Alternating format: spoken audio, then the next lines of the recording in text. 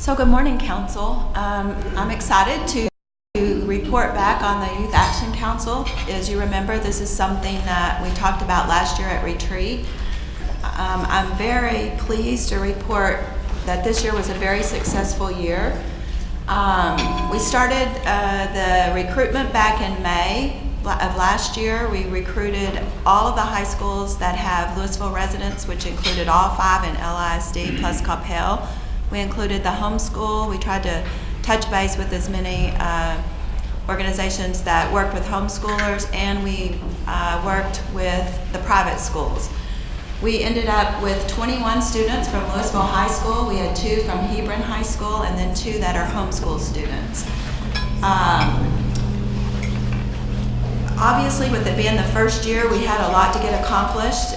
One of the things we wanted to do was create a logo. James was able to get us hooked up with mixed media. So the first meeting, we created 2 logos. You can see the little one is the one we have on the front of our polo, and then the big one to the side is what we have on the back of our t-shirt.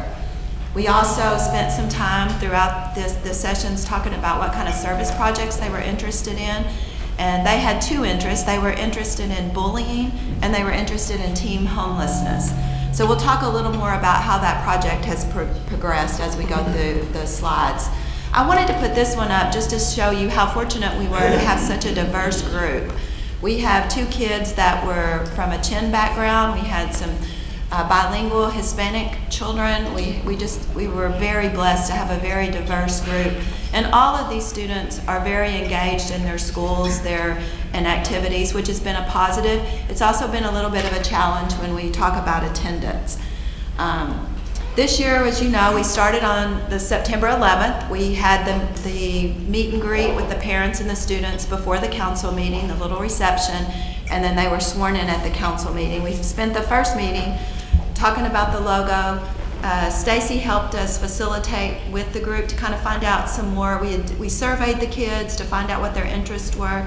We built on that survey with Stacy's help, and then we planned. And you can see so far we're down. We just finished last weekend attending the Youth Advisory Council, so we still have 5 meetings left. So we'll continue along this schedule. As I said, because these students are busy, they're involved in activities from theater to band to soccer, student council, class officers. They're very busy, so it's really have been difficult for the attendance. As you can see, we have some that have attended much less than the other, a couple that have only attended 2 of the 7 meetings. So that's a challenge, and I see that will probably be a challenge going forth with these very active students. So I want to talk a little bit about some challenges that we've run into this first year. As I just mentioned, attendance is a challenge. They're busy, they have conflicting schedules. Even the TML Summit, which was last weekend, of the 25 students, only 12 registered to go, and then only 10 actually showed up to attend last Saturday. The time frame, we've had limited time. So only meeting an hour and a half a month and trying to give them information about the city programs has been very limiting on discussing what we can do for our projects. So I think we're gonna have to figure something out to allocate more time towards that. And also, there's really been limited time for them to provide you input, and I know that was a goal of this program for you guys, so that's something we wanna talk about and how we can do better next year. Back to the service project, as I mentioned, we've kind of talked about this at several meetings, had a hard time honing down what they wanted to do. We actually brought in staff from Journey to Dream, and they talked about Kyle's Place, and they gave the kids some ideas of some projects that they could do that would help Kyle's Place. The one thing the kids were really interested in was not only awareness and fundraising, but they wanted to do a project where the kids that are living at Kyle's Place could come and be a part of that without being singled out. That was one of the rules with Kyle's Place. Like, we couldn't go as a group and interact with those kids. We could paint, do some service projects around the shelter, but not interact with the kids. So that was important to them. So what we have scheduled right now, and I have to give all the credit to James Conkey, he's really worked hard on this along with Stacy. They want to have a field day for the service day. Their plan, we tried to steer them maybe towards a concert at Wayne Ferguson Park. Basically, they like all different music genres. There wasn't anything we could really come to agreement on. What they like is a DJ. So they want to have a DJ at a field day where they're all at the park doing different games. They think it would be interesting to have a police and fire kickball tournament. And their plan is to pass the hat, have different places where people can donate, and to advertise it to the students in LISD and hopefully get all the kids together as in a way to bring awareness to Kyle's Place and hopefully some donations. The one thing that's difficult about this, like I said, we haven't had a lot of time in the meetings to flesh this out. James has carried the load on that with his staff. He's found the location. We anticipate that with the students that's going to take a lot of staff time to help coordinate and pull that off. I'm not sure that was our intent, so we need to maybe look at that going forward. So talking about 2018-19 considerations, some of the things we've thought about, maybe we need to implement an attendance policy somewhat like you have for the board and commissions, maybe 3 absences. We think that might help. I also think we need to increase the meeting time from an hour and a half to 2 hours. They come hungry, so we always feed them, whether it's Chick-fil-A or sandwiches. A lot of them are coming straight from an event.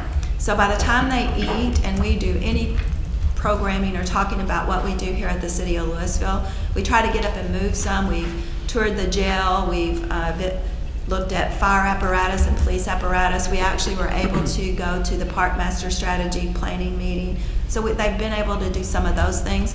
But as I mentioned, that really limited us being able to focus in on the service project and also the opportunity for input from you guys. So I feel like if we change that to 2 hours, that might give us a little more time.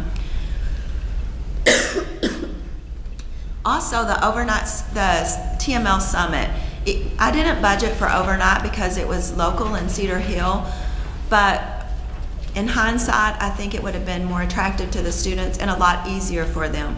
They actually had a social event Friday night, which would have gotten us home really late, and we would have had to turn around, and we left at 6:45 anyway to attend. I wasn't able to go. I had the flu, but thank goodness. Councilman Jones went along with James and 4 other staff members. But they left at 6:45 in the morning. They spent all day. Part of the conference, they had a service project for the kids to do, and we got to choose from 4 of them. And 3 of them were outside working with their hands, getting dirty, from picking up trash to clearing trees. We chose the indoor at the Nature Center, putting seed balls together. So we just furnished gloves. But once that was over, they had about a 2-hour break. Most of the other students went back to the hotel, got cleaned up before their event in the evening. James was able to talk them into letting us go hang out at the rec center. So our kids just went and hung out at the rec center till the social started. I think it would be that from the networking perspective, we would just be better served if we budgeted for them to stay at wherever. And next year it won't be in Dallas, I'm sure. I don't know if they determine the location, but that's one of the recommendations. Also, I think we need to spend, obviously next year we won't have to come up with a logo. There's a lot of things that we won't have to spend so much time getting their interest. So hopefully we can spend more time early on planning the service project. And I think we might be better served to give them some ideas to choose from. Parks and Rec Department has a lot of great ideas. Claire's going to talk later more about the Together Louisville Coalition. There may be some projects from there we can focus on. So we might have a more directed approach to that next year. Also, we want to incorporate more opportunities for you guys to get input. One idea we had, maybe we actually, instead of just having them attend the council meeting where they are sworn in, that we actually hold a joint council meeting for an opportunity for some sharing. So basically, that's kind of a summary of where we are today, about halfway through the year, but I wanted to see if you had any direction and your ideas for kind of, I know a lot of you, 2 of you come to pretty much every meeting, so you've all probably had some great insight yourself. And I know this was one of the topics from last year, so let's start off with you. Yeah, And I know that, you know, we didn't want to post it as a meeting and everything this year and everything, so we're limited to 2 councilmen. So I was able to sign up for 2 meetings, but I would like to see a lot more. I mean, what would be the issue if we went ahead and posted that there's going to be a quorum there and that we can actually attend more of them versus being limited to, I can only see 2 meetings, even though there's more that I would like to attend. Let me respond to that. Part of the problem is that a lot of times the meetings are not held in one location. So that really poses some problems when we have to post a meeting that may be moving from the water treatment plant to another location at Public Services. And having that public meeting, it does pose some issues for us. Yeah. It just adds another complexity to that schedule. We can certainly do it. That's up to the city council. That's one reason we avoided that. I mean, luckily I have kids that work for me, so I get a lot of feedback from them and have been able to get a lot of feedback from it, but I feel like I'm kind of not in touch with it because I've been to 1 meeting, so we went to 2, and then got 1 more coming up, so. Okay. What about others? Bob? I sort of feel the same way. I would like to participate more, but this limitation of, you know, having to post a meeting. I mean, I understand the complexity, but it would be, you know, I do think that it would be beneficial to have more interaction. I know I was at the first meeting where they did the logo. I was so impressed with these students and the way they, you know, got right into it and came up with that logo. I'm scheduled for 2 meetings coming up, but It's certainly a council decision. If you want to do that, they can be posted meetings. It's up to you. We just can't have the whole council there without it being a posted. right. I understand that, yeah. Even if it was maybe half the meetings, ones that we knew were all gonna be in the library or all gonna be at a certain spot, you know, and the difficult meetings, don't post them and assign 2 people. Okay, so you use some judgment as to which ones are going to be more. I would love to, I mean, even if I would have, you know, the original meeting, you know, and I got another meeting coming up, it would have been nice to see maybe 1 or 2 more. So hearing more, wanting some additional interaction from the council and looking into that question about posting and how to make that work smoothly. Other comments from others of you? TJ, Neil? Yes. Yeah. There's let's talk about post meeting for a second. There's a lot of different times I wish we had posted meetings, not just for Youth Activity Council. I think one concern is that once it's posted as a public meeting, you're going to have to be very careful about where you know, the setting, because you are telling the public they're also invited. That's correct. That's So, true. you know, you have space for that, you have accommodations for that. Right. So not every place that you might like to say, let's do a posted meeting because I want to be able to have more council present with the particular, you know, activity that's going on at that youth meeting may not be practical. That's one of the other difficulties in that. So that's the first thought on that.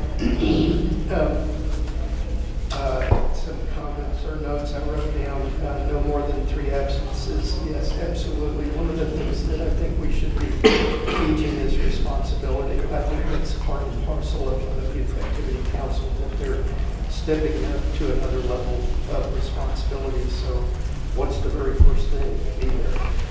And so I think no more than 3, I'm all for it, more than 3. I've wondered about, let me ask you a question. Typical youth activity councils for, let's start with a city of our size, are they this large, 25 kids? You know what, I need to research that, I don't know. One thing I forgot to mention that I neglected to bring up, one of the things we also talked about is I think maybe next year we might recommend that we actually have some officers.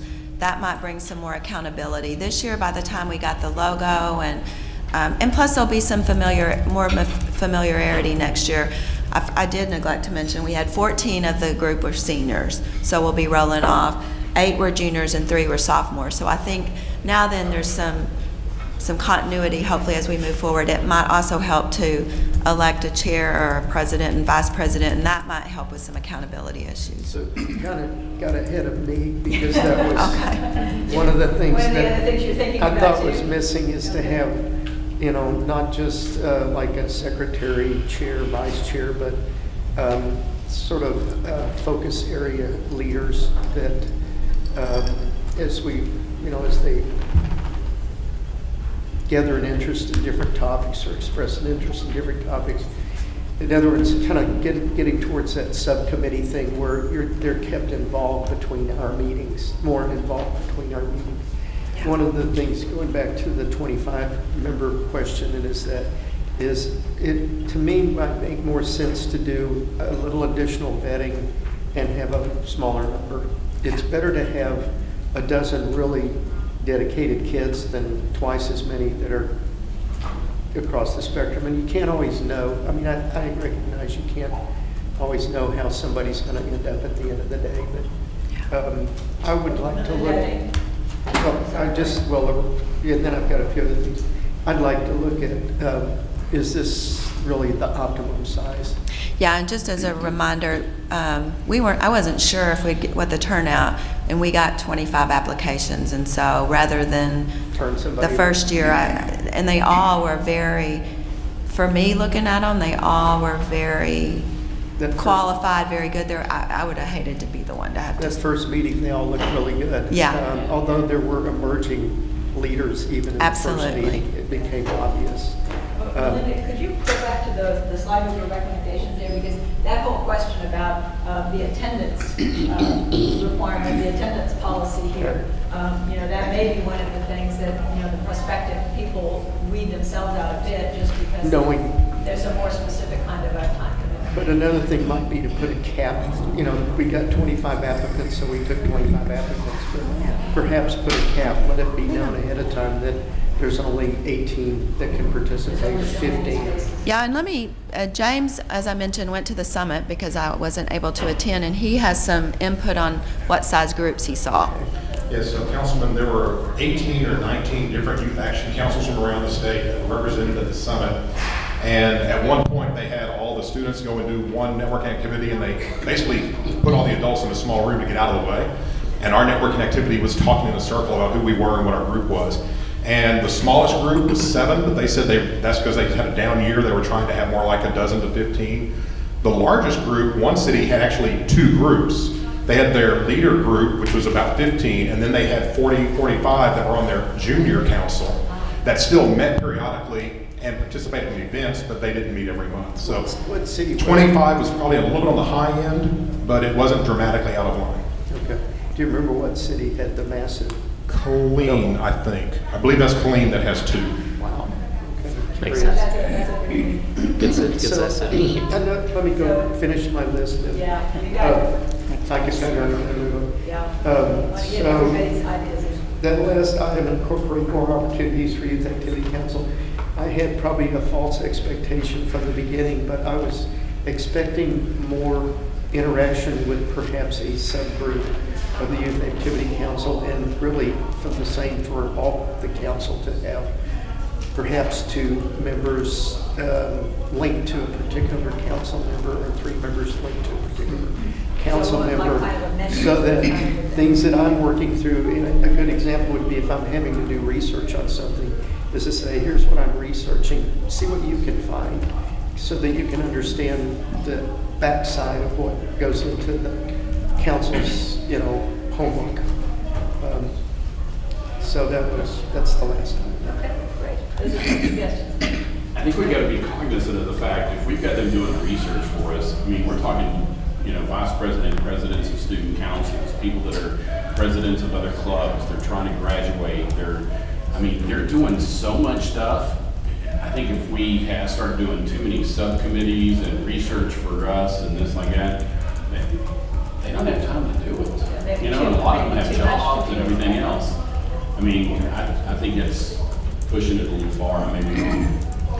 Yeah, we used Allison Stamey from LISD was our biggest cheerleader and recruiter, and she works with the leadership at LHS, and so all of those kids are incredibly involved and busy. And even the attendance policy, I feel bad because every time someone missed, they told me why, and it was, I've got a college visit, or I'm doing a debate class, or I'm in theater and tonight's our big production, whatever. So they were all very compelling reasons. It wasn't, I didn't ever get the feeling that it's like, I don't feel like going tonight. So it's hard with this group of kids. They are very, and they're, a lot of them are doing a lot of different things right now because it's difficult to get in college now, now that I hear it's the top 7% that get in, usually pretty automatic. So, I mean, that's just a challenge we're gonna have to work with. Yeah, with this being the first year to try it out, obviously, there's some improvements. So the list that's up here on the screen is the set of recommendations or suggestions from the staff about direction or an approach to enhance and to improve things for the next year. And I think the first one about the attendance policy, it sounds like there's some good support for that. Let me ask the council members if you have some direction on some of these other items as well. And then I think the comments from both Neil and Brent about additional kinds of activities to engage them. Bob, you want to add to that? I have one concern about the item there about providing a list of projects. Okay. I think that's okay. For the service projects. Right, I think that's okay as long as it's a list that they can choose from and that they don't get the impression that staff or council or whatever is pushing them towards one thing. I think one of the things that I want to see out of this is that the youth become involved and do so that we can know what they're interested in. Okay, so the attendance policy, I think I'm hearing support. The meeting time increase, are you concerned about that? Actually, I like that, and I think it solves your council attendance issue because you could have somebody at the first hour, then they leave, and another councilman could be at the same hour. Oh, okay. So the council members could be there at different times during the meeting. Sure. Okay, good point. The other items about the overnight stay, planning the service project with some ideas of choices with that comment above. More opportunities like an annual joint meeting with y'all, with Yes. the council. Is that a good idea? Is that Yes. something you'd like the staff to pursue? Okay. And is that at the first of the year or towards the end? What would you prefer seeing? The second half. Towards the second half? end, they can talk about their projects. They can, if they have an issue they want to bring up with council, maybe they have some more comfort, they've identified some things. They will have gotten to know y'all a little more that way. Yeah. Are y'all interested in that for this year? Because we could still program that in for our May meeting if you wanted to. If you can, awesome. Okay. Mayor, did you have a further comment on that? As far as meeting with them every time, I don't want to have anything to do with that. And I was upfront about that from the beginning. I'm not going to become friends with them. So it's not being a bad guy, it's just that I don't think we need to be doing that. As far as meeting, how many meetings are there? Can you go back to that schedule? Yeah, Gina, can you go back to third slide? No, that There you one. go. So there's Go one a back to month. the other chart. I'm assuming red is absent. Yeah, Red is absent. Yeah. 12. Okay, so there never was a meeting, or was there ever a meeting that everybody showed up? No, sir. Okay, how many didn't show up at all? The least attendance was someone's come to 2 out of the 6 meetings so far. You got one, Okay. two, yeah, two with that status. And in that particular case, that probably would have been the one person they applied after the deadline. They missed the deadline, and the parents called and said, "We missed the deadline, but my daughter really wants to do it. Mom's been sick, dad's got a broken leg." Then they missed it again, and then they called me and said, "Well, do we need to call the council? Would that help?" And I'm like, "No, just turn it in late and we'll add you." Okay, so that's kind of a lesson learned. Yeah, that's a lesson learned, that I don't think the daughter or the child was ever intending to be a member. I think it was her parents. If we did the 3 absences, not consecutive, but 3 total, Right. how many would be knocked off? 3? That's what I got. Yeah. Yeah. No, 4. 4? Yeah. The top three, and then the one that, down in the middle. Halfway down. The top three? Yeah. Okay. It's not more than three. Yeah, oh, the top, So we you're have to right. miss- Potentially need to miss a fourth one, not more than three. So really, we only So have that- two so that have already missed should 4. help to get people more committed to that. Is that 3 meetings including also the weekend event? I don't think so. I Have to think, knock out if we- yeah, we can't, I don't think we can include the weekend event because it is really hard to, this year particularly, there were some college things going on that, and I wouldn't want anyone to miss an opportunity for a college something. And it may even be worse if it's not in the Metroplex area, so it may even have fewer that can attend. I think if you get half of them there, you've done well. Absolutely. So the idea with the attendance policy would be for the regular meetings then? Yeah. So it would take missing 4 meetings is what we're talking about. It's not more than 3. Yeah, I mean, it's up to you guys. You'd be out, yes, I think what she suggested. So we don't have anybody, that would get- do we have anybody that would get knocked? The first one? Top again? one, Yeah. yeah, top one. Yeah. And there's the Lewis. second one. And First then, one and the one in the middle? Yes, sir. There's 2 of them So we were lost 2. Yes, sir. out of the 25. yeah. Where did the homeschoolers show up every time? Yeah, actually, and really, our homeschoolers came from the teen court program. They were already involved with teen court, and so that's how they found out about it. And